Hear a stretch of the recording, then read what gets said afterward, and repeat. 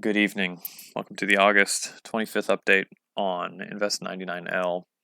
As always, these thoughts are mine alone, and in making decisions regarding 99L, please refer to your local government, the National Hurricane Center, and your local National Weather Service office for all the latest information pertaining to your area, especially now with this system as it continues to advance towards a potential landfall somewhere along the Gulf Coast here, not explicitly the United States Gulf Coast, although that is well within the realm of possibilities here. We're still ironing out a lot of issues here with the system, but it is definitely looking increasingly likely that this is going to have significant impacts down the line for the northwestern Gulf Coast, anywhere stretching from the Texas-Mexico border probably to the Alabama-Florida border, but we'll talk about that as we get into this video here. But first, let's talk about the system right now. Here we are with Invest 99L. This is looking increasingly better on satellite imagery here. You can begin to see some mid-level spin here that has been prevalent throughout the day, and you're starting to see the lower levels begin to catch up here. You're seeing thunderstorms that are surface-based starting to come and rotate around here, this formative mid-level circulation, and maybe this is becoming rooted in the surface here. We'll get microwave imagery and satellite wind estimates here as time goes on, and we'll likely have that data come out later. But right now, it is looking increasingly organized per the naked eye here and what you can see on satellite imagery. So we are looking at a system that is probably organizing at an accelerated pace here, and we're probably getting pretty close to tropical cyclone designation here.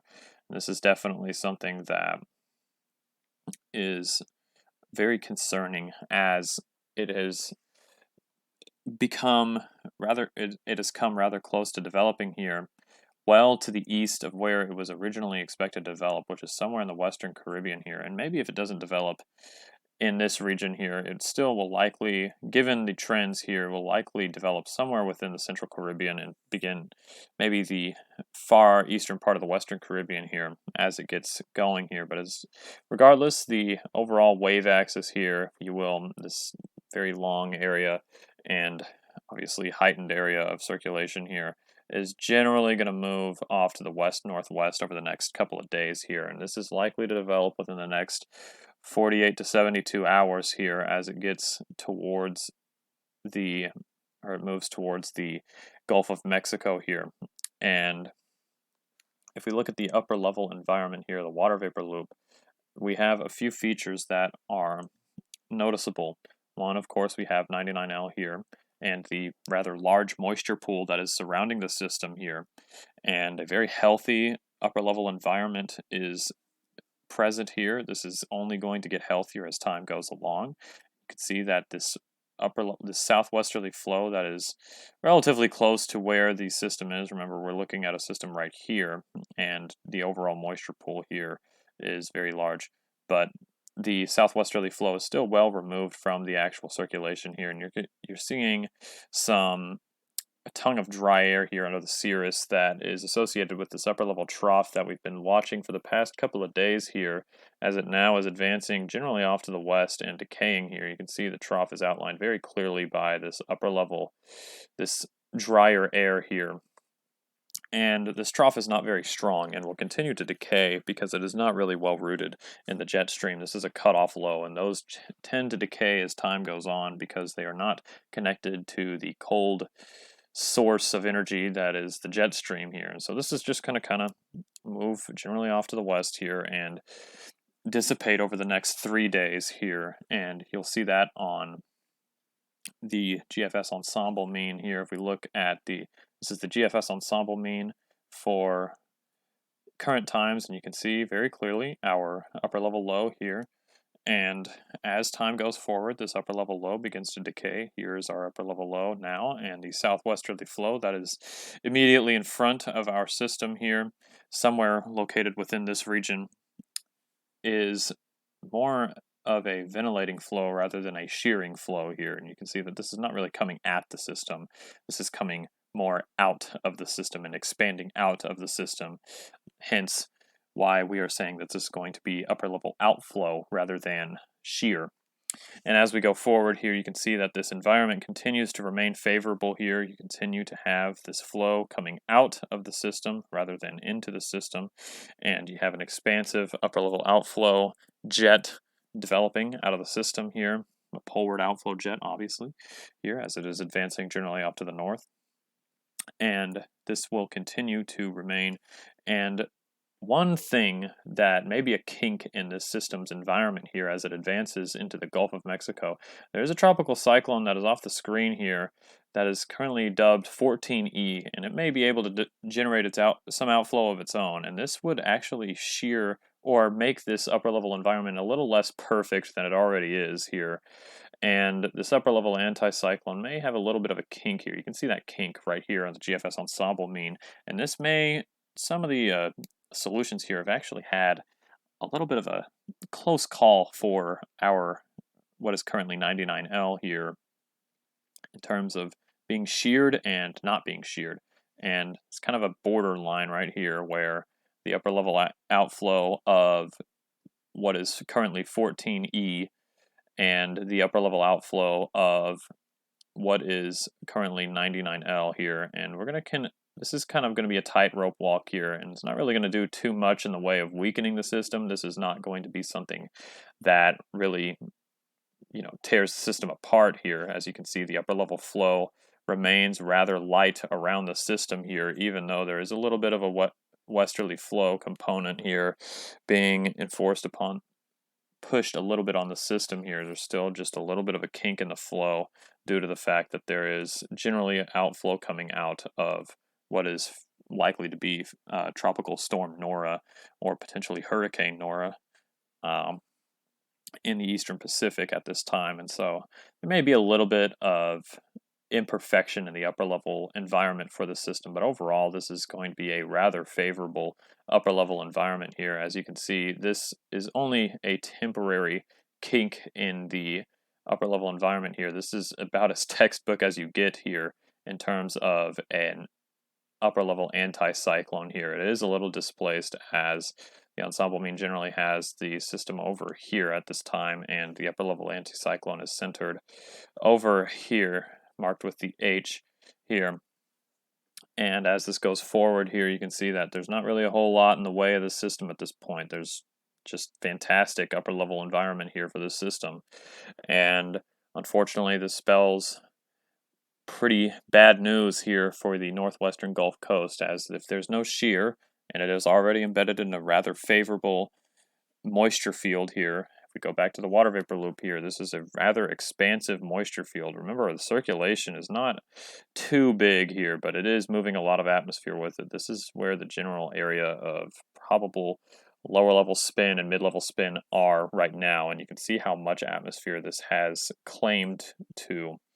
And so this is going to be in a rather expansive and favorable upper level and mid-level environment here. And this kink in the flow, this little area here where Nora may be shearing, or 14E may be shearing the system, is not going to last very long. And it looks like this is more or less just a speed bump, really, and would likely just be nothing that weakens the system, but rather just temporarily slows the rate of intensification here.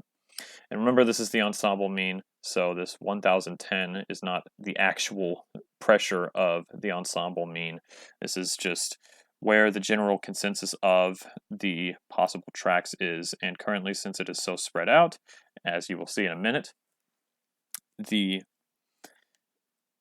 pressure is currently a little high.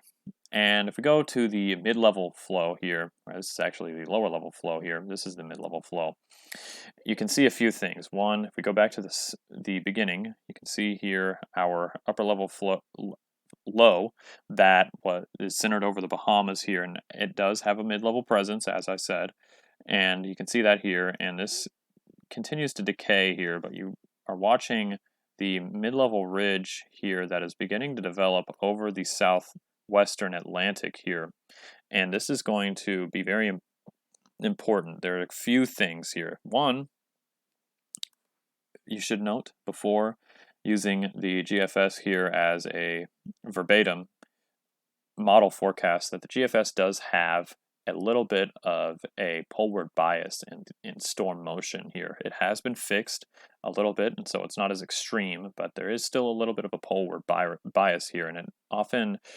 underdoes ridges here. So this upper level ridge here that you're going to see come into play here as it moves, this is going to move generally off to the west with the storm and begin to steer the storm generally off to the northwest here, pointing the system at the northwest Gulf Coast. And you can see as we move forward here, this upper level ridge really gets rooted in the north and over North Carolina here and just offshore of North Carolina. But due to the fact that we're still dealing with our upper low here and the convection that is associated with it, the mid-level feature here kind of puts a little dent in the upper level ridge here and may delay the strengthening of this ridge. And it really depends on how strong this ridge gets and how fast this system gets north here and where the positioning is exactly of this ridge. And you don't really have a very strong ridge, but it is a ridge and it is generally pointing the flow, the mid-level flow, the steering flow, if you will, off to the northwest here. And so this is going to, you're not going to see the system come straight north, but you're probably going to see the system come generally off to the northwest. And depending on where it is at this time, where it exactly is, translate to the northwest or west-northwest, depending on where it is. Because if it's closer to the ridge, it'll round the ridge a little more steep and come up a little north. If it's further from the ridge, it'll probably just gradually round the ridge here. Think of it about like a planet's orbit around the sun here, because the ridge is the center of gravity here, and the system is generally going to go around this ridge. And it'll go a little more to the north here if it's closer, and if it's a little further here, then it would come to the north later and maybe not curve as much and may just come straight to the northwest here, as the flow that the influence of the ridge is a little less in this region here.